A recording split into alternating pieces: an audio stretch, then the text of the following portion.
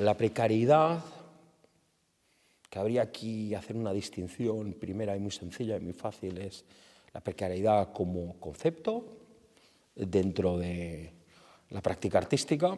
Y como un ejemplo se me ocurre fantástico ahora mismo, lo mencioné en la charla de ayer, el artista suizo Thomas Hirschhorn, que ha hecho de la precariedad todo un desarrollo artístico extraordinario, ¿no? Pero si nos referimos específicamente a la situación socioeconómica de los artistas, por ejemplo, en nuestro país, por ejemplo, en la ciudad de Córdoba, y que resulta que esa situación está constantemente amenazada por la precariedad, pues entonces nos tenemos que poner a pensar de una forma muy seria, porque se trata de un problema muy complejo, que tiene muchas facetas distintas. Entonces yo creo que un problema complejo de ese tipo pues requiere instrumentos u órganos de discusión y deliberación también complejos. Y yo creo, mi opinión es, como doble nacionalidad que he tenido hasta que tenía 18 años, y yo he crecido en Alemania, pero también he vivido prácticamente la mayoría de mis años de adulto en España, y conozco bien un país y otro, por lo menos creo que así es. Yo, en el caso de la cultura española, incidiría en el que creo que es uno de sus principales hándicaps o limitaciones, no vamos a hablar de culpas, creo que es un tema muy antiguo y creo que está el origen de esa precariedad también centrado, fuertemente centrado, en la idea de un individualismo atroz y destructivo que existe en nuestra sociedad. Y esto yo creo que trasciende la psicología profunda dentro de todos los ciudadanos españoles, por supuesto a nuestros responsables políticos, por supuesto las empresas grandes, por supuesto personas acaudaladas y por supuesto todo el mundo en general. Aquí no hay un sector que creo que esté, digamos, por encima. Y tenemos un sentido pobre de lo que es trabajar en grupo por una misma idea. Y además de las posibles mejoras que pudiéramos de alguna manera buscar o pretender promover dentro de instituciones privadas y públicas, dentro de los programas de los gobiernos centrales y autonómicos, incluso de la mano de mecenas privados, yo creo que los artistas deberían ser los primeros que también sepan coordinarse en equipo y en sociedad. Hablaríamos aquí entonces de un concepto que a mí me interesa mucho, que es el de la inteligencia social. Un artista.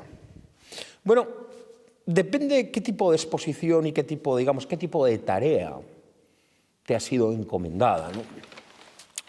Yo, por ejemplo, acabo de hacer la curaduría en un museo de Suiza, en el Museo de Arte Contemporáneo del Ticino, de la parte italiana, que es un museo relativamente nuevo, no debe tener más de 5 años. He hecho una curaduría de la obra de un artista alemán, una persona muy respetada en nuestro tiempo. Los medios dicen que es probablemente el pintor más influyente de su generación en nuestra era. Lo ha dicho el New York Times. No es que el New York Times diga la verdad siempre, pero bueno, de alguna manera es significativo, ¿no? Y bueno, pues yo básicamente lo que he hecho ahí, porque es una exposición con un concepto muy complejo, o digamos bastante experimental, mejor dicho, retiramos lo de complejo, se ha mostrado sus obras, o sea, una selección muy estricta de sus obras, junto a obras de otros artistas que él colecciona. Hay un abanico temporal muy grande, todo el siglo XX, evidentemente, todo es procedente del siglo XX, pero va desde obras creadas en los años 50 y 60 hasta obras que van o que son producto del trabajo de sus propios alumnos, ¿no? O sea, el abanico son sus alumnos y Willem de Kooning, uno en un extremo, y porque él colecciona obras de Willem de Kooning. Entonces, en ese caso, yo lo que he sido es un asistente y un co-coordinador con los profesionales del museo de este proyecto, y el artista te pregunta dudas y tú le ayudas a aclarar sus dudas. Y ahí está toda la creatividad. Si hablamos de una exposición de un grupo de artistas con una temática profunda, extensiva, compleja, entonces la capacidad que tienes de ser creativo es inmensa. Entonces sí te puedes, no digo que seas necesariamente, te puedes convertir en alguien muy creativo y puedes en algunos momentos trabajar en unos parámetros psicológicos similares a los de un artista, sí, efectivamente. Bueno, yo no puedo aquí más que ser imparcial, porque a mí Harald Seman literalmente me cambió, no mi vida, sino me cambió todo mi espíritu, toda mi conciencia. Era una persona tan increíblemente positiva, atractiva, creativa y generosa. Era una cosa tan excepcional que era imposible estar con él mucho tiempo sin sentir o de alguna manera generar emociones muy fuertes con respecto a él. Las mías eran positivas porque era de absoluta pasión y adoración al maestro, probablemente también al padre que me hubiese gustado tener, y muchas otras cosas de psicología profunda que no vamos a hablar aquí ahora mismo, pero Harald era una persona que se construyó con una conciencia total y desde el principio de su juventud se construyó una vida, una existencia libre en el más amplio sentido de la expresión.